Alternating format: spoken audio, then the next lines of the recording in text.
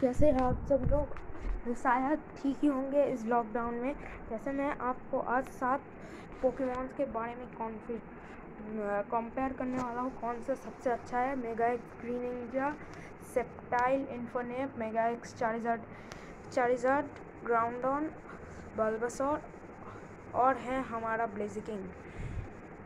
ये सब मैंने खुद ड्रॉ किए हैं, सिर्फ एक्सेप्ट बल्बासोर, क्योंकि बल्बासोर को ड्रॉ करने का समय नहीं था, वीडियो करना था जल्दी, इसलिए। चलिए पहले वीडियो को लाइक कर दीजिए, शेयर कर दीजिए और चैनल अच्छा लगे तो लाइक करना मत भूलिएगा और कमेंट तो कर देना ही पड़ेगा। तो चलिए वीडियो स्टार्ट करते हैं। तो हम पहले मेगाएक्स चारिज़ार्ड के बारे में बात करेंगे। आपको तो पता ही होगा, मेगाएक्स चारिज़ार्ड ब्लैक और ब्लू कलर का होता है। ये बहुत रेयर पार नहीं जाते। ये चारिज़ार्ड को आपको मेगा एवोल्यूशन स्टोन मिलने पर ही आप चारिज़ार्ड को मेगाएक्स वाई या मेगाएक्स में ही बदल सकते हैं, लेकिन आपको रेयरली चाहिए स्टोन मेगा एवोल्यूशन। मैं वैसे आपको कहना चाहता हूँ कि इसकी एबिलिटी बहुत ज़्यादा है। इस पोकेमॉन को हमने अपने 6वें रीजन में देखा था, सीज़न 6 में। इसे हमने देखा था और इसमें ही एस भी था, लेकिन एस के पास ये चारिज़ार्ड एकदम नहीं था, क्योंकि उसका चारिज़ार्ड खुद मेगा एवोल्यूशन ही नहीं हुआ, तो मेगा एक्स वाई में क्या होगा। हाँ, यही पता होना चाहिए, लेकिन उसे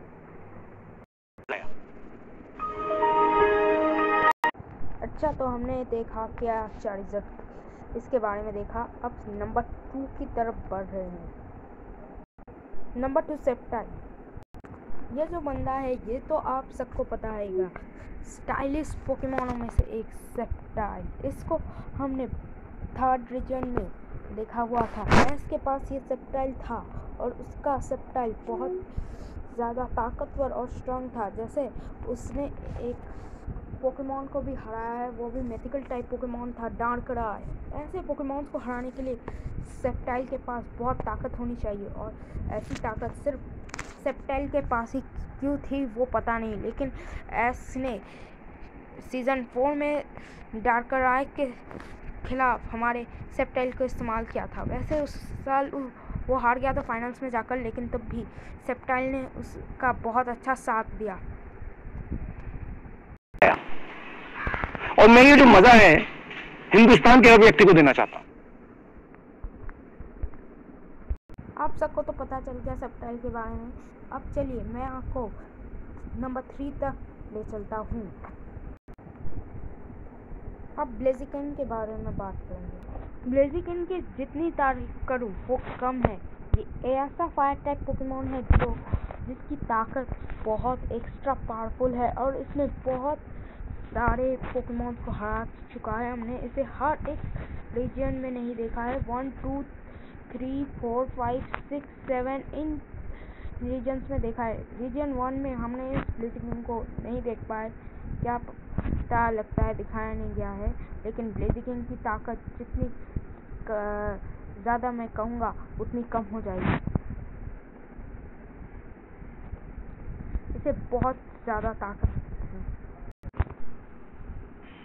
मजा आया, और मैं ये जो मजा।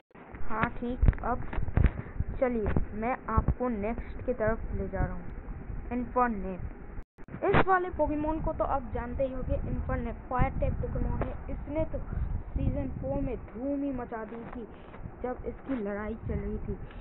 इसे एस ने पकड़ा नहीं था, वैसे इसे पाया गया था पॉल की तरफ से। ये पहला पॉल का चिंचार होकर ये था। उसके बाद एस ने इसे ट्रीट कर लिया और इसे पकड़ लिया, और इसके पास अभी बहुत ताकत थी, और उसने पॉल के सबसे ज़्यादा ताकतवर पोकेमॉन को भी हरा दिया था, इलेक्ट्रोवायर। और इसे ट्रेन करने पर बहुत ताकत आ गई थी, और इसके पास ब्रेज जैसी शक्तियाँ भी आ गई थी।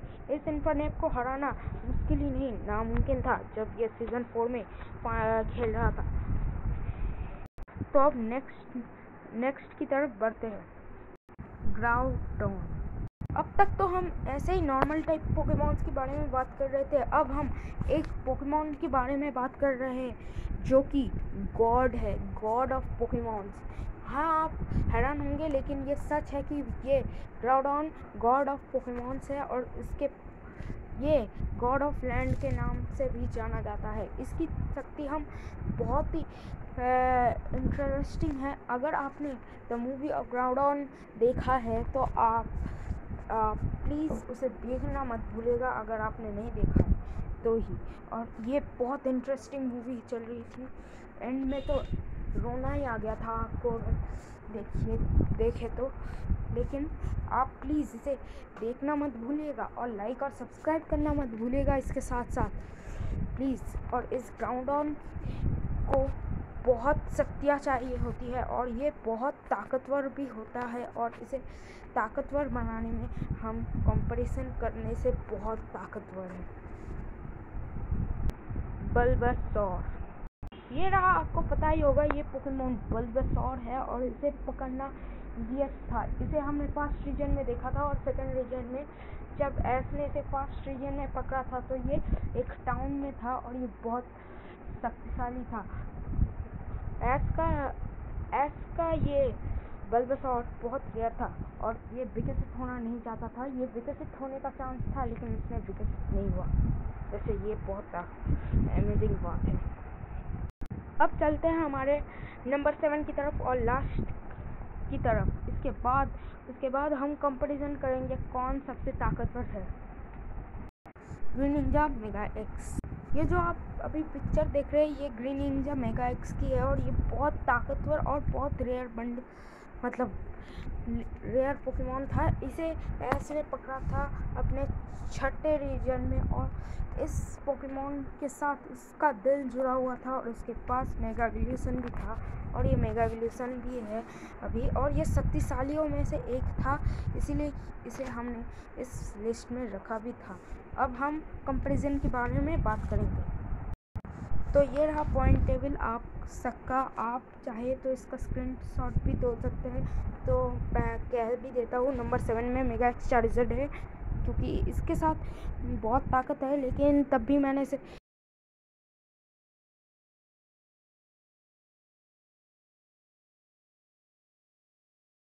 याद हुई थी ग्रीनिंजा के साथ, इसीलिए चाहता तो ये ग्रीनिंजा को 1 सेकंड में ख़त्म कर सकता था लेकिन नहीं कर पाया।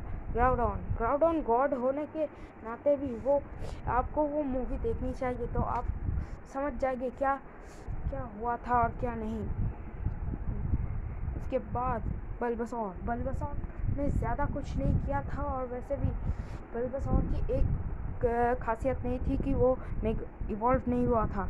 उसके बाद ब्लेजिकन को बहुत ज़्यादा हमने देखा था, लेकिन ब्लेजिकन की ताकत भी ऐसी थी जो देखने वाली थी, लेकिन हमने ब्लेजिकन को इसलिए 4 में रखा है क्योंकि ब्लेजिकन ने पूरे फायर टाइप पोकेमॉन्स में से सेप्टाइल को नहीं हरा पाया। उसके बाद सेप्टाइल ने मेगा वैसे ही डार्कराय जैसे मिथिकल टाइप पोकेमॉन को हराया है, लेकिन तब भी इसके साथ बहुत लड़ाई भी हुई थी वैसे, और उसके साथ बहुत रीजन्स है। आपको भी एक और मूवी देखनी चाहिए, वो रीजन 3 से लोकेटेड है, लेकिन मैंने वो मूवी देखी तो है लेकिन नाम भूल गया, सॉरी, लेकिन आपको देखनी चाहिए। उसके बाद है इन्फरनेप की फायर टाइप पोकेमॉन्स बहुत स्किल और बहुत अच्छे थे, लेकिन वो नंबर 1 में जगह नहीं बना पाया क्योंकि उसे एक मैच हारना पड़ा था, और वो भी ब्लेजिकन से, एक आर्म से ब्लेजिकन से मैच हारना इतना कठिन की बात है, वो ही हम कहना चाहते हैं। उसके बाद ग्रीनिंजा को तो आप पूछ सकते हैं नंबर 1 में क्यों आया होगा, ठीक है। तो मैं आज की वीडियो यहाँ तक। प्लीज़ एक विनती है आपसे,